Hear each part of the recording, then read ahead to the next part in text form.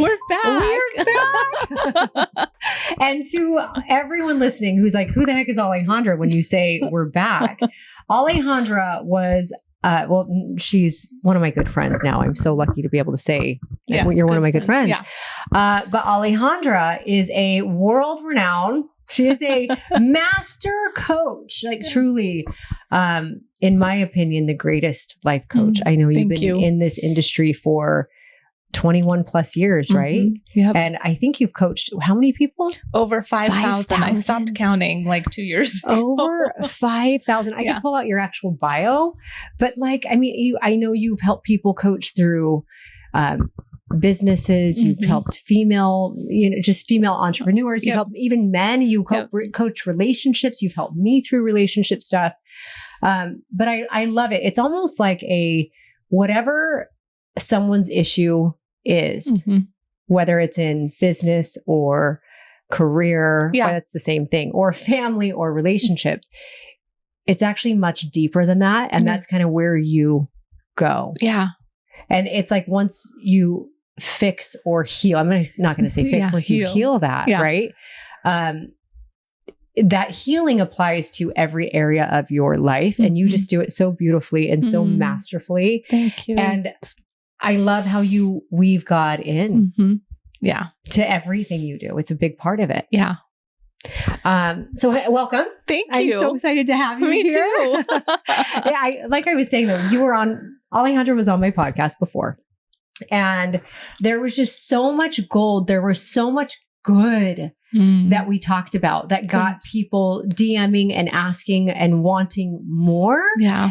And even as we finished that day, like we could have just gone on forever. But as we finished that day, I was like, oh my gosh, I want to do more. You need to come back. So here we are. Well, There's a couple things like we want to talk about, but at the same time, we'll see what comes out. Yeah. We're going to be in flow. We're going to be in trust. We're going to be just trusting God.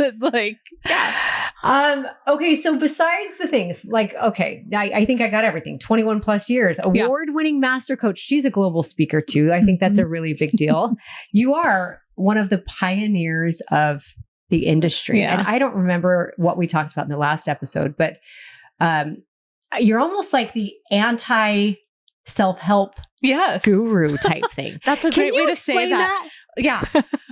Can we dig into that? Because it's like I remember my mom at one point was like, she was working through some stuff and I felt like she was coming to me with the same stuff over and over and over. And I'm like, Mom, like, if you're going to come to me for advice and you're never going to follow my advice, like, stop coming to me at some point, right? I can't. Mom, I love you if you're listening to this. I do. But also we had this conversation. And then I said, what would you think about a coach? Because I was like, she needs Alejandra. Oh. Every time someone is struggling, I'm like, they need Alejandra. Yeah. And she had said, no, I just don't want someone to tell me how to live my life, is what she said. And I was like, bing, bing, bing, bing, bing, bing. Totally. This is exactly why you need her and what you can offer. Because you don't tell people how to live their life. Explain. No. Anti-self-help guru, explain. Anti-self-help guru, which is funny because I'm in the self-help industry. Yeah. But you're kind of flipping it on its head. It is what you're doing. Which is literally what I teach, the 180 method. That's what it's called. And it literally flips it on its head. So the reason why is because, listen, after 21 years of being in the industry, I've seen a lot. I've been through a lot. I've taken a lot. I've applied a lot in my own life. Yeah. And what I just continued to run into is that I would see so many people doing a lot of work only to end up in the exact same place that we started. Yeah. And so it was creating this 360 cycle or a hamster wheel where you're just like, no, exactly. Especially if you're going from like coach to coach or conference to conference or book to book, like looking for the answers, looking for how am I going to get to this next level? How am I going to grow? How am I going to find success? How am I going to heal my relationship? How am I going to find that man of my dreams? How am I going to raise my children? How am I going to get over this trauma? And to just fall back into the same thing that you've always done. So I started feeling like, wait a minute, why is it that there's all this work out there and the long-term results aren't there. And so what I was finding is that it comes back to the foundation of God. And I mean, even listen to the language, self-help, yes, self-development, self-improvement, self-sufficiency. It's like everything. I'm looking down. If you guys can't see, I literally am, because I'm trying to feel what I feel when you say those words. It's all about the self. And we're like, as the self, we're separate and we're individualized. And we're, I don't know how else to describe it other than separate from God. Like it becomes about us instead of about our creator. Yeah. Like you're relying upon self in order to fix, heal, get better, go to the next level. And I love that. You're the one that got yourself there in the first place, which, yes, you can get yourself out, but how often do you actually get yourself out? You got yourself there for a reason in the first place.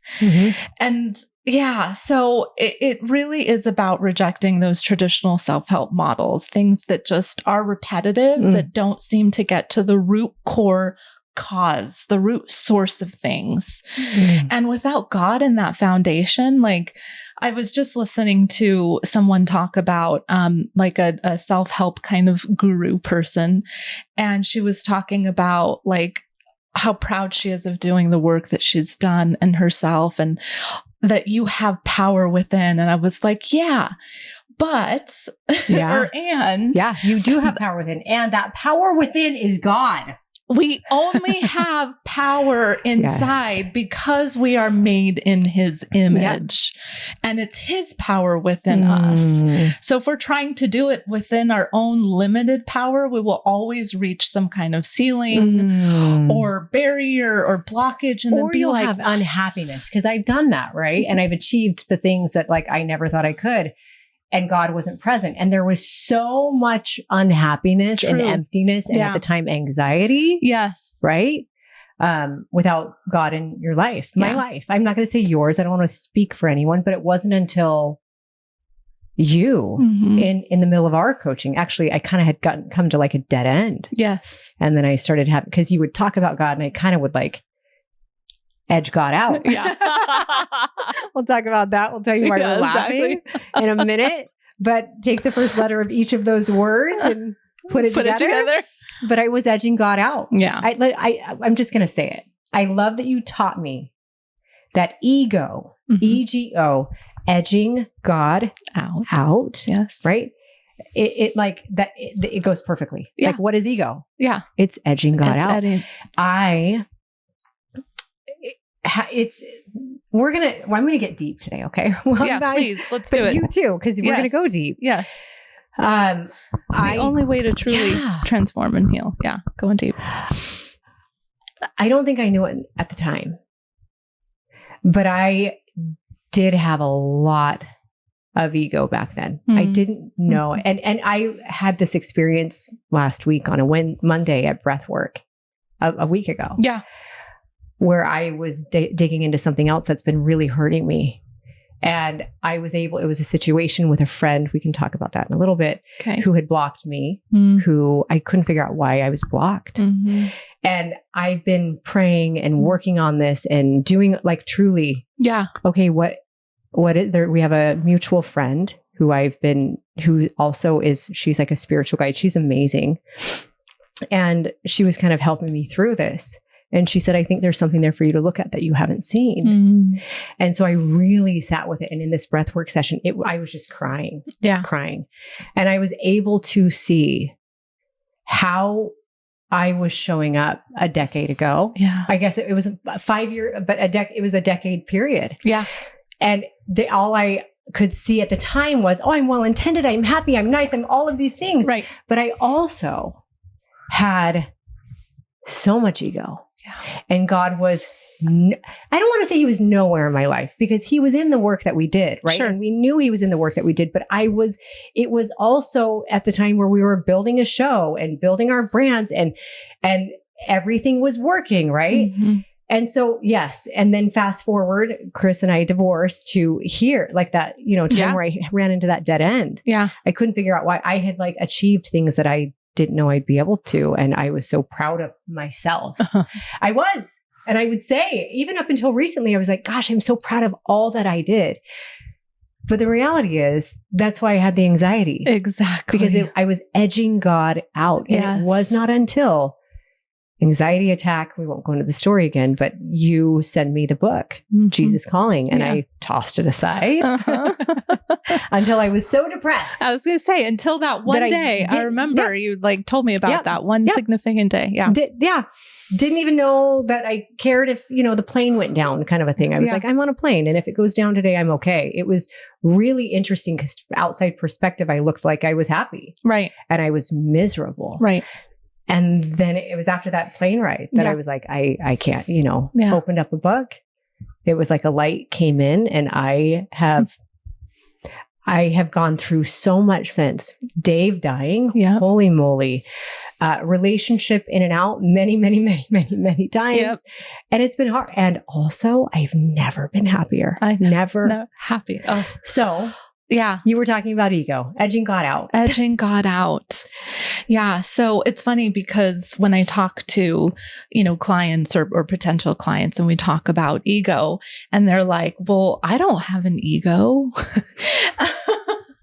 And I'm like, yeah, I get it from like the traditional sense of what we might think ego is. It's that boisterous, like, look at me, but that's egotistical. And so there's this distinction that's really important to understand, that every single one of us, if you are a human being, you have ego. You have an ego. And that ego, think of it like the little voice inside your head that speaks to you in your own voice. And ego can be very positive, and it can also be very negative. It's one of the reasons why, again, traditional self-help doesn't work, because you have to be very careful in knowing the voice of ego on its positive side. So, for example, I'm trying to. Yeah. Okay. For example, you're like, about what you said. Okay. So be careful of the voice on the positive side, like that little still small voice, right? That we used to call it in church. Like that's the voice. That's our ego. Like the thing that's talking to us. Yep. Even all day long. While you're talking, I'm sitting there going, okay, wait, let me understand what she's saying. Yeah, that's my ego talking. Yep. Okay. Okay. And it can be both very positive and negative. And so I was saying, like, be aware, be careful, because you might think you have to know and discern the voice of the positive ego versus what is God's voice in you or your being, basically. So ego is the voice of the human. God's voice is the voice of the being. Which is why we're called human beings. We can talk more about that one in a second, too. I love it. But an example of ego being positive might be, let's say, like, you're growing up in a household, and it was always like, you can't do this and you can't do that. And there's just this one significant moment where maybe dad says, you're never going to amount to anything. And all of a sudden you're like, watch me. And it's like, I'm going to do all sorts of amazing things because I'm awesome. And so that's how ego functions positively. But then it might take you into like, I'm going to be an overdriver, an overgiver. I don't care what it takes, what I have to do to get there, because I'm going to show you. That's a positive side of ego. Got it. So then explain a negative side of ego. Negative side of ego is, I think, what we all kind of think it is. Negative self-talk. Yeah, the negative self-talk. You're not good enough. You're worthless. Like you're stupid. Said I was not worthy, or that means I'm not worthy. Yeah, I don't matter. I'm not going to amount to anything. I may as well just give up and not even try, or I can't do this or that, or I don't deserve. I like that. Yeah. Have you noticed? So that kind of sparks a question in my mind. So there's the positive voice of ego, which is like, okay, my dad said I'm not worthy. I'm going to show him I'm worthy. I am worthy, right? And then there's a negative side, which attaches to what he actually says and said, and says in your head, I'm not worthy. I can't do it. I won't. Can I say something really quick? Because I think that's, that in itself is like, either voice, this is how you know or can discern. Either one of those voices, if they're coming from a place of, let me compensate for not feeling good. So the positive ego is compensating for the negative, like if a friend and I got into a fight because she said, I'll never be good at, jump roping. Yeah. And then I'm like, oh yeah, I'm going to show you. Yeah, watch me. And so I go on this quest to learn how to jump rope and do all these things. So that was positive. It was almost like a motivator, like an extrinsic motivation to get there. But that wasn't God's voice speaking. That was not my being speaking. Being speaking. It was the human ego side of me speaking. Okay. And then if I would have heard her said, you're never going to amount to anything. You're never going to be able to jump rope the way that I am or whatever. Right. And then I was like, oh, she's right. That's the negative. Okay. So then that's a great differentiation between the positive. And then I want you to explain what the being side. Yeah. Right. In a minute. Do you find when people are driven from that ego, whether positive or negative, do they oftentimes flip-flop back and forth? Because I know for me, because I still have healing to do. And as I'm healing, I recognize this, that how I am positively sometimes, or how I've been positively, is actually a reaction of what someone said instead of me being rooted in divinity. Does that make sense? Yeah, totally. And because of it, it's almost an overinflated ego. Yes. Like I can do I'm way better than they say, kind of a thing. Yeah. And I push. But it also comes with the same flip side, like when the lights are out, or not lights, when it's no one's around and I am lonely, then it's like, wait, hold on, maybe I can't. Like they come together. I feel like they really do. And they are both coming from that place of compensating, like because you don't feel good in some way, whether someone's triggering something in you that's like, oh, I do feel at the core base, like I do feel like I'm unworthy, but I'm not going to let you tell me that I'm unworthy. So let me show you that I'm not. And let me prove to myself that I'm not. But it drives unhealthy behaviors. Yeah. And sometimes for me, I actually feel like the worthiness or that I'm capable, but then it's just because it's not rooted in God. It's like you're going to dip right back down. Exactly. It'll come right back up again. And you'll have to that's the cycle of it. You'll have to keep proving it again and again and again. So there's never a point of just rooted, grounded peace, rest. Yeah. There's no peace. There's no this is just who I am. Yeah. Right. I'm thinking about the people listening who I did a relationship podcast that people love because everyone is in relationship. Yeah. Whether you're in one with someone or you're out of one, or you're in a friendship, relationships are real. They're important. Yeah. And I'm hearing the people, because I've been there too. Yeah. It's like when a relationship doesn't work, it's like those final words that are said by the person, that hurt person who's trying to hurt you. Yep. Right. I've been there, I have, where it's like, oh, wait, hold on. Am I a bad person? Yeah. Wait, hold on. Am I a bad person because I spoke truth to someone, or my truth? Maybe I am bad. And then it's like, no, I'm not. I'm not. And it's just this up and down, back and forth, right? It's exhausting. Yeah. It's exhausting. So that's the difference I talk about. So how do we find the being voice? Right. Tell me about this. But that is that difference between dealing and healing. Because then you're just dealing with it all. And that's that exhaustion part. You're just dealing with, again, what's at the root of things. Whether you're dealing with it positively or negatively, there's never that true healing of it. Okay, so 2 questions. Okay. Yes. Number 1, how do we know what the being voice is? How do we call in the being voice, right? Because that's really what I'm thinking. Everyone's thinking now and analyzing their own self-talk, and they're like, shoot, it's all ego. Yeah. Okay, so how do we find or call in the being voice? Yeah. Number 1. And number 2, how do we heal? I said heal. My voice was soft. How do we heal instead of deal? Are they kind of the same thing? Yes and no. through hearing God's voice, healing happens. So they're connected is maybe a better way to say it. You have to hear his voice first and then healing. Okay, good. That's another good question, actually. No, because think about those times where you were in that space. You may have not heard God's voice, but you just knew that you had to something had to change. You had to make that decision for change to happen. Okay. Now, there were times where I heard his voice, because I heard his voice loud and clear on so many occasions, but the wound in me still exists, like currently. Yeah. That still has me being like, oh, this will connect to original illusion. Yeah. It still has me being like, oh, wait, but now I'm not wanted.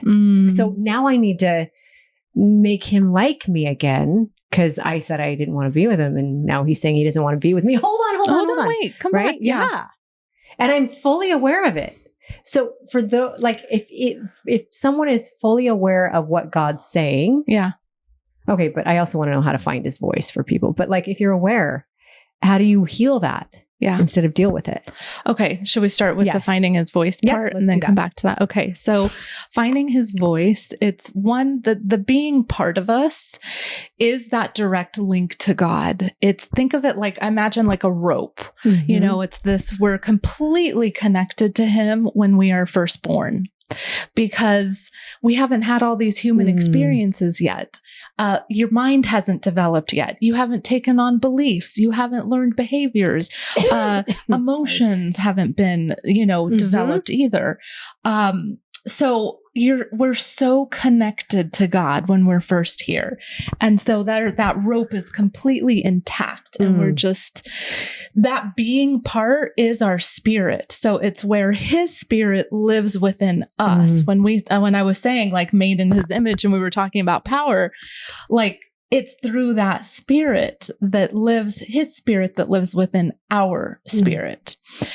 So there's this rope through that complete attachment to him. But as we start going through life, that human part starts to develop. Ego is born, because we're not born with an ego. Ego gets born later in life. Okay. Very early on, but after we're already born. Okay. And it's almost like the strands start, like a rope when the strands start to fray. Yeah. Yeah, that's what happens. And we become disconnected from him. So in being able to hear his voice, it's like sometimes you don't hear it at all. Not that he's not there speaking to you, but sometimes it's very faint. And then sometimes it's very like predominant, and it's like, whoa, I better make a change because I am being called for something greater, and I know it's God. So hearing his voice starts with coming back to that being part and the recognition that part of us is actually the truth of who we are, not this human part. The human is more of the illusion. It's more of like, if we just want to say it point blank, like the lie. Basically, it is. It's the facade. It's the mask. Exactly. This is just the tent of what we're walking around in, for this short period of time that we are here. Yeah. So to really make that just recognition of like, I am not this. And I've lost both my parents, and I lost my dad 6 years ago. And when I first saw his body without his spirit, which by the way, I did not know God at that time. I only met God 6 years ago, right after my dad.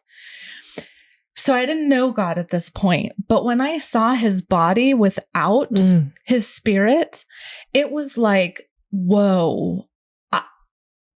We really are just a shell. Like this is literally a tent. And it was just that, I think, again, recognition. This is not who we really are. It truly is that being. So that's that first part. The second part is making a decision to hear his voice, because his voice, like you'll hear people talk about or say something like, well, God told me. And it doesn't necessarily mean that like God's sitting here like, hey, Heidi, girl, like, get it together. You need to do this or take, it's not Stop like ignoring that. my voice. Yeah. It's more of like, a lot of people talk about like that intuitiveness. His voice, here's the best way I can describe like being able to hear his voice.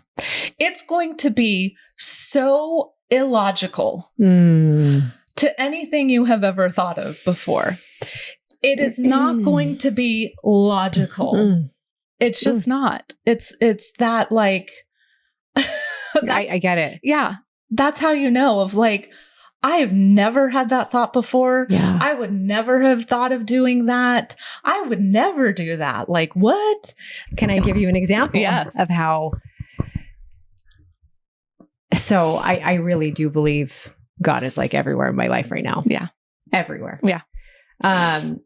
And I'm not perfect. So like, even in saying this, it's like, I think sometimes we have the idea that we need to be doing everything right or listening to all of the promptings or in order for God to show up. No, because I'm still struggling. I still have a wound, right? We all have wounds and we're all healing them. And I'm still trying to heal them, but I'm very aware of them. But he is very present in my life. Very. Like, it's almost crazy, the periods of my life where there's so much of a presence, so much of a voice. Yeah. So last week, I've been going through a lot of this healing with this friend. And not together. Yeah. We don't, and she's been in my dreams like 4 nights a week, but for years it's come and gone. And it's kind of a really crazy thing because I don't like conflict. I don't like to feel like I've hurt anyone because I don't ever want to hurt anyone. And I finally had like the recognition. I think this is the thing I need to heal myself, right? There's probably never going to be closure with the two of us, whatever. But this is something I need to dig in. And I mentioned a little bit some of the work that I had done, and breath work had happened, and I had that amazing thing. And breath work was Monday. I was supposed to be leaving on this crazy trip, like Wednesday, early morning, coming home late Thursday night, just to go surprise Cash and Ruby, who are in New York right now. Yeah. They're in New York with Chris, and I had arranged with Chris, we were going to go surprise them. And we went and saw Wicked, and we were going to do this cool backstage tour, all this, right? It was really cool. Nice. Just so we could experience Christmas in the city all together, whatever. Yeah. So, but the idea of this trip, it was like not working out. Like, I have so much to do. It was my 1 week without kids, entire month of December. And I am doing Christmas at my house. So I'm like, I shouldn't go. Like, this does not make any sense. Marley wasn't going to be able to go. All of these things were happening. And I'm like, I honestly had said, I shouldn't go. And then there was this weird thought that was like, it was me talking to myself, but I know it was God. Now I should probably go, because what if I meet someone I'm meant to meet? So I go. I love it. Like, I did not want to go. Yeah. And it was just the most amazing 24 hours in New York City. Yeah. With the kids, the surprise was amazing. All of this, just awesome. And right before I'm about to leave to the airport, we're in the city at Rockefeller Center. Yeah. The kids want to see the ice skating rink. Marley's like, I don't know if I want to do it. And I finally was like, executive decision. I don't know why I'm doing this. We're going down the elevator. We're going to go see if we can buy tickets, and we're going to skate, because the kids were kind of back and forth. Yeah. I didn't even know if we had time. And I'm like, this is crazy. I don't even know why I'm putting on skates right now. So we put on the skates. They have enough tickets, which is crazy this time of year. We start ice skating. I come out of the ice skating rink. We're taking off our shoes, our skates. I'm going to walk to the back. And this friend is right there. That's amazing. I'm going to cry. Yes. And she literally looked at me and stood up and put her hands on my shoulders. And I don't remember the words exactly, but it was like it's so good to see you. And we just did this 2-minute hug. And it was just she was so peaceful and so happy. She had clearly been doing her healing work. It was beautiful.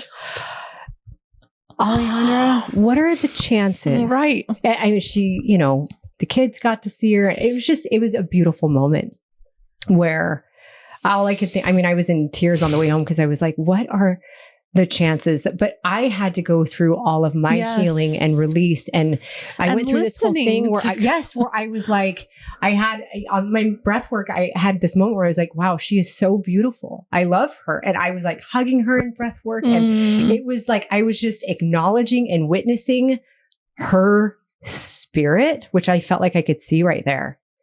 And I had never done that before. Never. Yeah.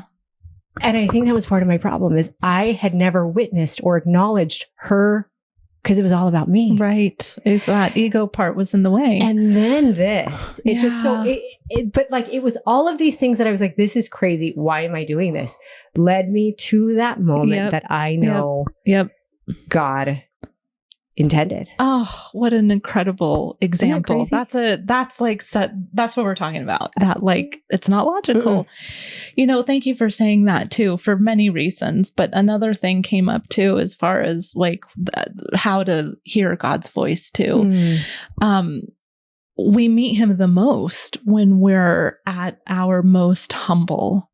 And that typically is at a time of hardship or weakness, because the ego isn't typically in the way then. Because the voice of the ego, it's familiar. It's super known. Like you've been hearing it in your head ever since you were a little kid. Like a baby, I've heard that voice. I'm so familiar with it.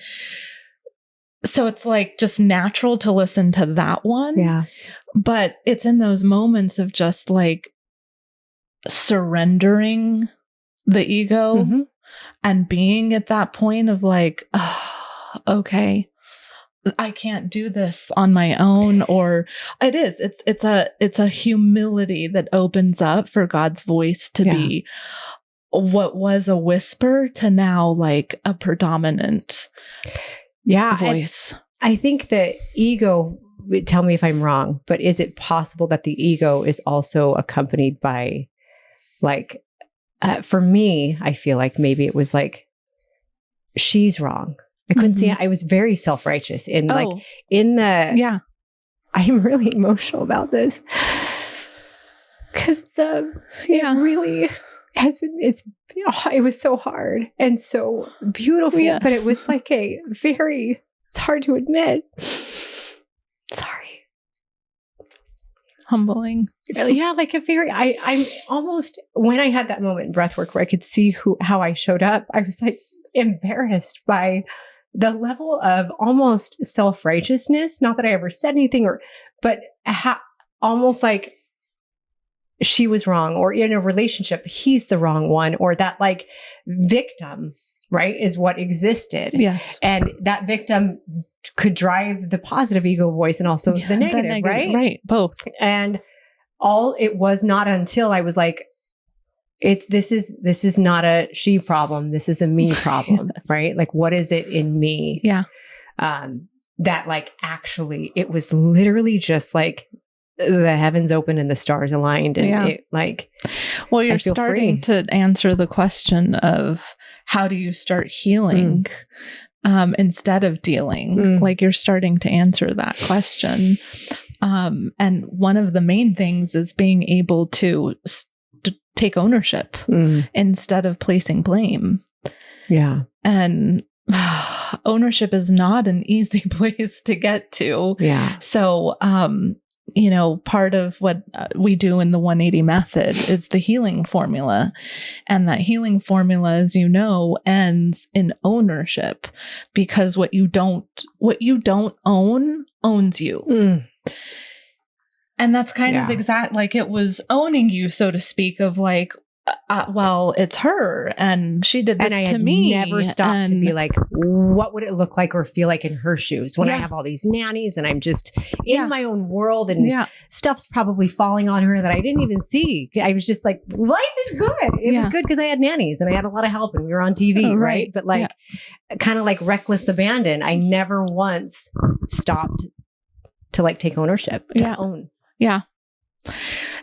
That's why healing is something people don't typically start with either, because you have to be able to take ownership. It's so and it's hard. tough, especially like talk about relationships. And you're right. Like everywhere, we're in relationships everywhere in life, not just with people, but with things. Like you're in a relationship with money. You're in a relationship with your business. You're in a relationship with your health, like everywhere. It's not just people. And successful relationships is rare. Yeah. Because we're not often willing to be able to take that ownership.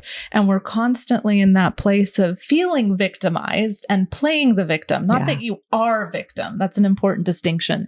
It's not that you are a victim. It's that you're kind of playing the victim. Yeah, I like that. Yeah. And don't just like stop to turn the mirror around and look at taking ownership. But the ego is the one that gets in the way of that. And it does start with this original illusion. Okay, here we go, you guys. This is, I love the original illusion. Go ahead. Explain this. Right. By the way, if you're listening, this is where you take notes. This is very important. Okay. So the original illusion is ego's identity. Okay, so let's think about this. So original illusion is ego's identity. Okay. So ego is the voice in the head. It's like what the voice is identifying as. Okay. Keep that thought. Hold on. Let me explain a little bit more. But yeah, you're on the right track. So, okay. How I was saying, like when we're born, we're totally connected to God. Like we're more being than we are human. We're human a little bit. We're like being human. Oh, what an idiot. You were being with a side of human. Got it. Okay. With a sprinkle of human. And then does it just start to grow? Yeah, because the human, so here's what happens. We don't have an ego when we're totally born. We only know ourselves to be what our true identity is, which is God's child, daughter, son. So as we're going through life, what happens is there's this one originating moment where there is an illusion present. And I feel like I have to explain a part of the brain for a moment. Go for it. So hold that thought. There's this part of the brain called the neocortex, which is the thinking part of the brain. Okay. So that's that logical part of the brain. It's where we store IQ, basically. So when we learn 2 + 2 = 4, it gets stored in that neocortex part of the brain. That part of our brain doesn't develop fully until the ages of 12 to 15. Like that's when it's developing the most. So a whole lot of life happens. Got it. Before we reach those ages. Yeah. Okay. So we're operating frequently or mainly out of illusion because we don't have that logical part of the brain to discern or to be able to distinguish things or to not take things personally or to not perceive. Like everything is very illusion based. It's so easy to go there because we don't have that capability. Got it. Yeah. Okay, so there's something that happens in life that this illusion is very present. So when we're all born, we're given a name. Was Heidi your birth name? Okay, so you don't know that when you're first born. Like you just, it's a bunch of clicks and noises and you're like, okay. But then eventually someone says Heidi. Your brain clicks and goes, oh. That's me. That's me. That's me. That's who I am. When people say Heidi, they're talking to me. So in that very moment, boom, separation occurs from God because we were together. And now because of the I, me, that individualization, you separate. And in that moment, there's an illusion that's present. And so not only do you recognize your name as you, but then that illusion also tells you, oh, I am Alejandra and I am blank, whatever this Got it. original illusion is. Yes. And then it's mirrored back to you in every single thing, all your thought processes, because it's ego, all your thought processes, interactions, everything you do reflects back to this original illusion. Okay. So like the original illusion, like I will say in coaching with you, I uncovered what mine was. Yeah. Is there maybe there's not a simple way to have, but you essentially, in order for me to find my original illusion, it took a lot of laying the foundation up to the certain point, but we were going back and doing inner child work. Yeah. And then there was, I recognized a point in my life where I almost like something was wrong. Correct. Yeah. And then in that something's wrong, we kind of dug deep until we came to what was there. Yeah. And do you remember what my original illusion? I do. Go ahead. Yeah. Go ahead. And you want me to say it? Yeah. You're not wanted. Yes. Yeah. Yeah. Yes. And in the back and forth of my relationship. Yeah. Really. And I actually identified it most recently. And I was like, not that I don't want this person, but I was like, this is not a relationship that's right for me right now. Yeah. So I recognize, I'm like, why am I trying to fix a relationship that I know is not right for me right now? Oh, and I'm hearing God's voice, right? But it's because my original illusion is that my wound, right? Is my biggest, deepest one is that I am not wanted. And so I'm wanting this man when he accepts we're breaking up, when he accepts it, I immediately go into, but I want you to want me. And I don't say that, but then it's like even the text messages or it's like, that's me wanting to be wanted by someone who God doesn't want me to be wanted by them right now. I'm going to say it like that. Like, it's not right for me to be wanted by this person, and I'm clear. Right. And it's just so hard. But it's like being sucked back in again and again, because it's like you can't not be wanted. A business opportunity even that I might know is not right. If it starts to slip away, I'm suddenly like, oh, wait, hold on. They don't want me. I need to chase what isn't right for me. Even though you might be hearing God's voice of like, this is not right for you, but the ego jumps in and is like, oh, but I need to. It's like, we need to have that identity. And the best way to hold on to the identity is to be proving that try to be proving that it's not true. I know that's a kind of double negative there, but I totally get it. And even with the say business opportunity, I could actually not want to do it. Like that could be something that I hate to do. Like literally say it's something to do with like swimming laps all day long. And it's this amazing business. I hate swimming laps, but like the fact that it's being pulled away and my wound is I'm not wanted. It's like, wait, but you want me. Hold on. Don't you see my value? Yes. And so then I jump into, I am so freaking valuable. I'm so freaking worthy that overinflated ego, let me show you. There's the positive. And then when I'm alone, it's like, hold on, wait, maybe I'm not. Maybe I'm not worthy.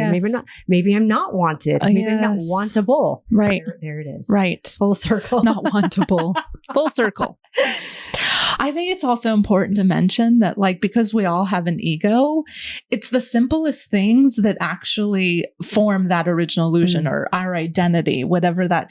And by the way, like, I'll explain the simple thing in a second, but everything reflects back to what our original illusion is. It's like the center point. And then we're like taking evidence. Oh, everything. Is this proving this? Is this proving this? Is this proving this? Oh, I can't be that. So let me prove this. It's like our brain, all of our struggles comes back to that center point. So are you saying, like, if someone has a financial issue, if whatever they come to you with, they're like, oh my gosh, here's what's broken in my life. Here, let me list all of them. Yep. Like, you automatically, are you sitting there thinking, okay, it's all connected to your original illusion? Connected to your original illusion. Yes. Okay, so there you have it. You really only have one big problem, ladies and gentlemen. Well, we were talking about getting to the core source root. Yeah. Sorry, go ahead. That's kind of how it started. This is perfect. Yeah. Okay, so I do have some viewer questions I want to get into, if that's okay. Yes. But also because I know there are many people listening who are like, how do I work with Alejandra? Can we just, are you like, is there a wait list? What's happening? You have coaches that can also coach? Yes. I'm in your coaching training program. Yes. But can they, yes, they just need to reach out to you? Yes, absolutely. And we have a little offer for them too, right? Yeah, yes. So by the way, I don't even think we need to say your website, but we can. It's theballercoach.com. Yeah. I'm going to put the link in the show notes here so you guys can click.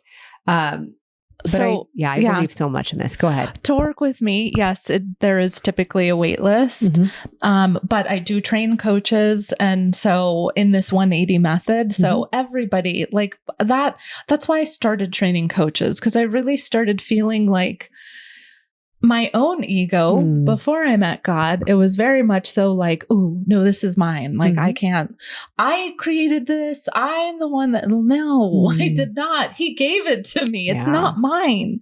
And there's so many people, maybe it's you, that is struggling in that hamster wheel, that need healing and need to come back to God and don't know how, because maybe they've had religious trauma or don't know God or feel like they're so distant from him, even though they know him, or there's all these struggles that are going on and don't know how to like get out of it, even though they've done all this stuff. So I was just feeling like I need to get this out to more people. And that's why I started training coaches. So they're all trained personally by me.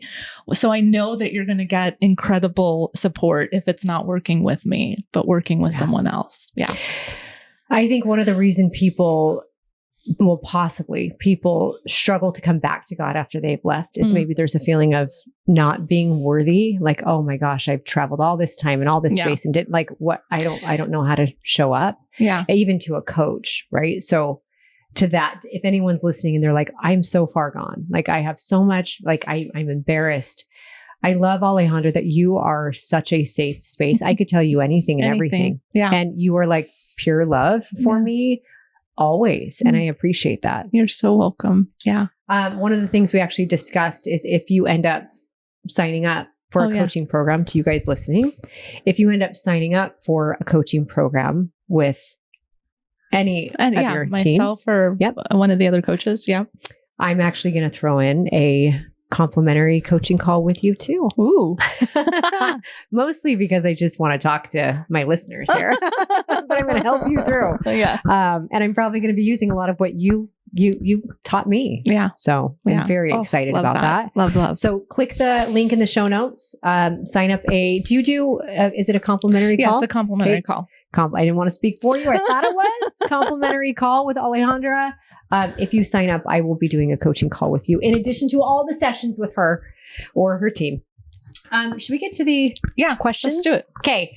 Viewer questions. I think there's 2 really good ones that we have time for right now. Okay. Perfect. Okay. So the first one, and this one came through a couple different times. Someone had asked, and these questions were specifically for you. Okay. Yep. They said, I want to know how to get unstuck. Oh. They use the word unstuck. Like, so they didn't say what they were stuck with, but I'm imagining like it's 360. They just keep going in this cycle, you know? Yeah. Oh, how do they get unstuck? Yep. Okay. That's a deep question. Yeah. I'm going to simplify it as much as possible and just start with like, what is the most important and where to actually start. To get unstuck, you first have to decide to get unstuck. So let's talk about the difference between a decision and a choice. I love that you're doing this right now. A decision is, it comes from the Latin word side, like the word decide comes from the Latin word side, which means to kill off. So when you decide something, you kill off every other option. Like pesticide, killing the bugs, you know? I was thinking about like, I flew here, right? Like I came from San Diego and I flew to Phoenix to see this beautiful lady and to be with you guys. And so I'm on the plane and they closed the door and I'm like, well, that was a decision.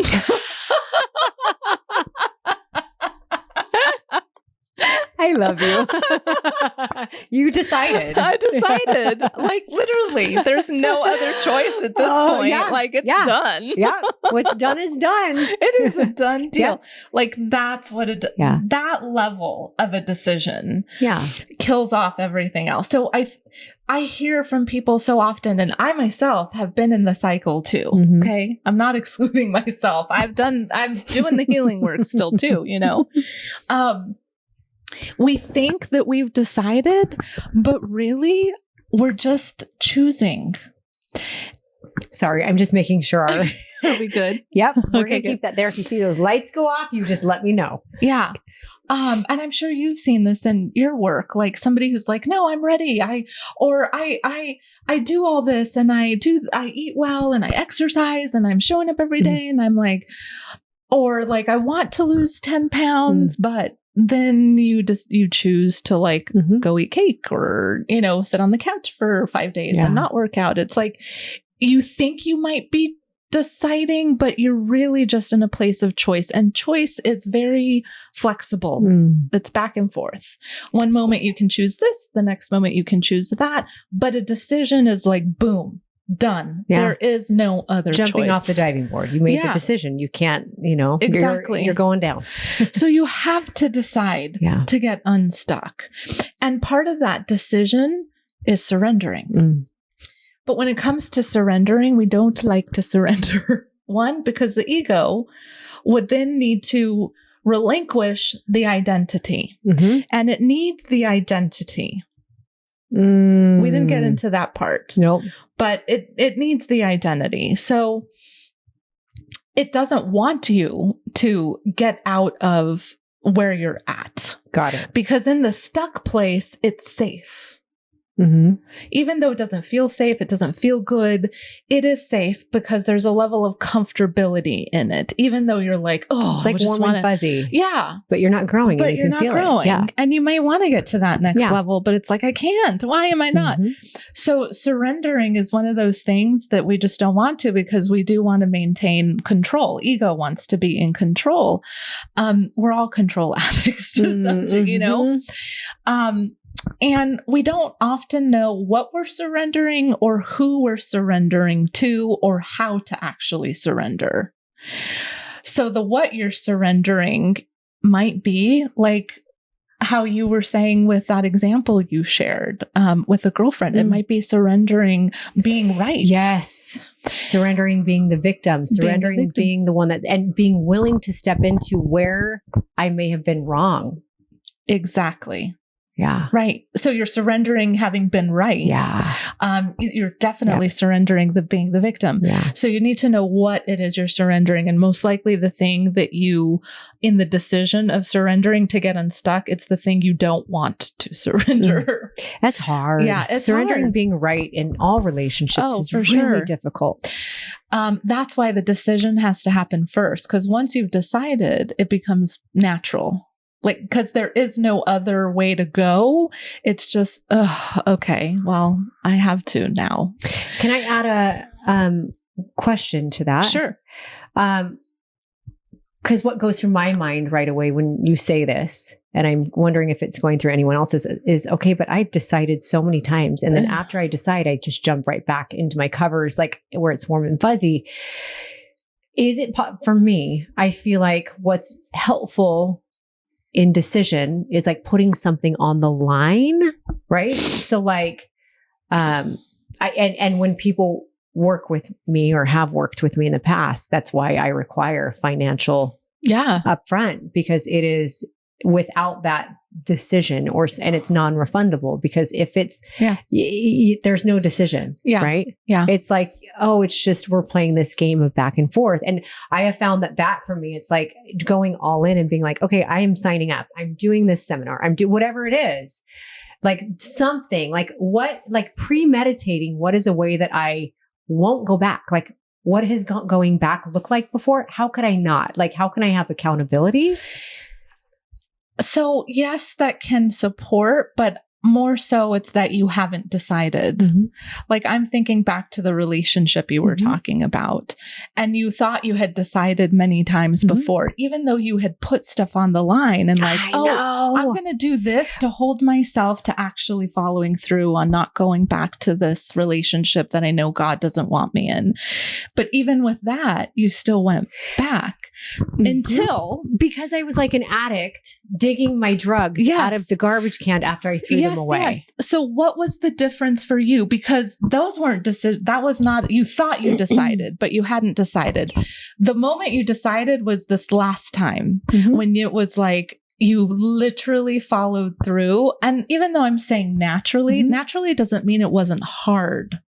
It just was, it was natural and like, this is it, done. Like, this is good because we're going to really go here. Yeah. And the decision was made. And also, if I'm being honest, I recognize that I have weakness. And if I put myself in the right situation or the wrong one, I recognize I will be tempted again. Yeah. They decide. Great. What's next to get unstuck? Well, so let me continue about the surrendering. The two other parts are not knowing who you surrender to, which now hopefully you know, God. You're surrendering to Him. It's not to the other person. It's not to a thing. It's to God. And who better to surrender to than the one that loves you the most? And then how to surrender. This part is challenging because we think surrendering is the action. But it's not. It's the reaction. Another way of saying that is we think surrendering is the cause, but it's not. It's the effect. Got it. So like, I was thinking if you had a pen or something, but we can use a hairbrush. Heidi's hairbrush. There's hair in that. Sorry about that. That's all right. Okay. So if I'm like, surrender, there has to be like the action has to happen first before the reaction can happen of me letting go or surrendering this brush. So the action is actually the decision. So the action of deciding then naturally allows me to react and let go. So often we're thinking like, surrender, let go is the action. It's not. It's the decision. And then naturally the hand releases or whatever it is releases. I like that. Move this brush out. There we go. Okay. So, to the person saying, how can I get unstuck? They need to decide first. And then that decision leads to surrender. And then that's when the process begins. Exactly. I love that. Okay. Yes. Viewer question number 2. We've officially gone an hour because that turned off twice. Gosh. Okay. The final viewer question. This is a simple one. Okay. What would you tell your 27-year-old self? Find God sooner. No, really, I feel like, gosh, so much of life would have been so much easier had I had that relationship with Him at a younger age. And everything that was happening in my life, I know was building me to get to this point. So on the other hand, it's like, it was perfect. But I would love to have been able to meet Him earlier in my life. Yeah. I like that. I think if I let's see, if I could tell my 27-year-old self something. 27, where was I? I was actually meeting Chris at the time. I was just there were so many wounds and I was far from figuring out that I had any wounds. I didn't even know. Yeah. Right? I was just kind of on autopilot. I was like have you heard NPC, like a non-player character? Yep. I was just, inside of it and I thought it was good. Yep. I don't know if I would have needed to hear this yet. Prior, I would have. So yes. But I think I just would have told myself everything's going to be okay. Yeah. Like you're going to be fine. Yeah. And you're going to go through, like, I think if I could sit down and have a pep talk, I'd be like, it's going to be really freaking hard. And you're going to find the right people, God's going to put the right people and the right tools in your path that will help you heal the way you were actually meant to. And it's all going to feel peaceful. Like you're going to feel what it feels like to not be high and low. Right. You're going to feel what it feels like to be here. Yeah. Which is healing. It's so healing. And that healing doesn't end. That's the ing part of healing. It's that continuation, which is healing to me is spiritual growth. Yeah. And what better way to live life to be spiritually growing? Because I think of spiritual growth as those strands just get reconnected and brings me closer to him every time. Yeah. So I love it. Yeah. Okay. Before we go, go ahead and I'm going to have you tell everybody watching or listening one more time if someone wants to work with you or your team. Go ahead and take it away. Oh. Because the coaching is amazing. Thank you. Yeah. So we'll include the link. Do you want me to share details of it or just how to get a hold? Details, all the things. All the details. Yeah. In this complimentary session, we really walk through in finding like, what is it that is that not necessarily the core piece, because it takes a while, like we were saying, setting the foundation to get to that root cause of things. But you will definitely walk away with knowing what your area of stuckness is, which you might already know, but you don't necessarily know what's causing it. And that's what we will uncover in that complimentary session. But then from there, it's like a great book where you might read like a really great self-help book and be like, oh my gosh, yes, aha. But then 2 weeks later, you can't even remember what they said in it. You're going to have to make a decision at that point of like, do you continue to deal or do you actually create the healing? And we talk about how that healing happens because it's kind of hard to explain. I mean, we've shared a lot here, but it's very different when you're in that experience and having that visceral, like, oh my gosh, I just did a complimentary call with a gentleman who's doing couples coaching. So I coach couples too, the men and women, and we do together and also separate calls. So it was his separate complimentary session we were doing. And he was like, it was so like out of body, but in a way that was so present too. And he was like, I had never experienced anything like that before. And so we record our sessions. So he was telling me he had to go back and watch it because it was like such a profound experience that he wanted to see like what actually happened. That's awesome. It's just an incredible experience. And then you have to decide at the end to continue moving forward so that healing can happen and the true unstuckness can occur. Because just having the information or the awareness is not enough. I love that. And that's one of the things I appreciate about how you do it is you actually give a coaching call. Because not everyone, when they say complimentary call, well, it's just a call to be like, hey, here's what we're, buy this, right? You actually give so much value in that hour call. Like, regardless of if they move on or don't, they're going to walk away with so many tools to be aware of what needs healing, right? So I love that. And then just as a reminder for anyone who ends up continuing with Alejandra and doing coaching with either her or one of her coaches, I'm actually going to do a coaching call with you as well, complimentary. So I'm very excited about that. I hope I get to meet and talk to a lot of you guys. So just go ahead and visit the link in the show notes, or it's theballercoach.com. So the baller, BALLER coach.com. This was amazing. It was so good. Thank you for being here. Welcome. Thanks for all that you, all the wisdom that you shared, and the heart and the soul and the spirit. Is if there's one final thing that you want to share with everyone, what is it? It's just, I just want to give the glory to him, because even though I have the gift, he gave me the gift, but it's really being able to be open to being the vessel for him. You know, like he uses the gift in all of us.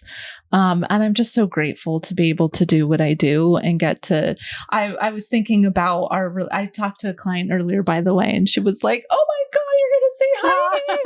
I love her. I can't believe you're going to see her. And I was just like, oh, just the gratitude of like an hour so journey sweet. together too, of how we met and how it evolved. And like, now we're on your couch. Like, I know. Here we are for like the third time. We're on the couch. Yes. So just gratitude to you too, because you're such a beautiful, incredible being. And God, I feel the same way about you. I really do. Thank you for everything. And thanks for thanks for being so open to everyone listening and to me and just loving all of us. Yes. Thank you for coming. Everyone listening. Oh, we're hugging now. We're hugging. Thank you guys for being here and for listening. If you have any questions, don't hesitate to DM me or Alejandra. Where can they find you on social media? Instagram is the Baller Coach also. So yeah. Okay. I'm going to end this with an amen. Amen. Woo! Yes, I love it.